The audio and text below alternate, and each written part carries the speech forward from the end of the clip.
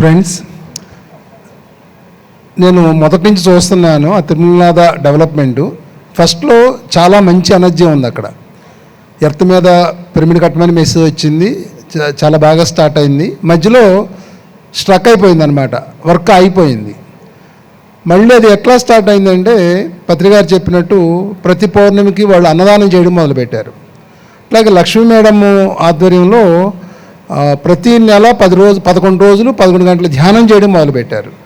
అప్పుడు మళ్ళీ కొన్ని కౌన్సిలింగ్స్ చేయడం, దీని ద్వారా మళ్ళీ ఎనర్జీ పుంజుకుని చాలా అద్భుతమైనటువంటి పిరమిడ్ వచ్చింది. అక్కడ ఒక పెద్ద మంచి శ్రీచక్రం పెట్టారు, ఒక 20 నుంచి 30 కేజీల క్రిస్టల్ పెట్టారు. వాళ్ళు 75 కేజీలు క్రిస్టల్ పెట్టారు. చాలా బాగుంది. ఇల్లు అక్కడ ప్రకృతిలో చక్కగా మనం సాధన చేసుకోవాలి. ఆ శక్తిని మనం అంటే ప్రతి శక్తి క్షేత్రంలోనూ సాధన అనేది జరగాలి. ఆ అడ్వాంటేజ్ మనం పొందాలి.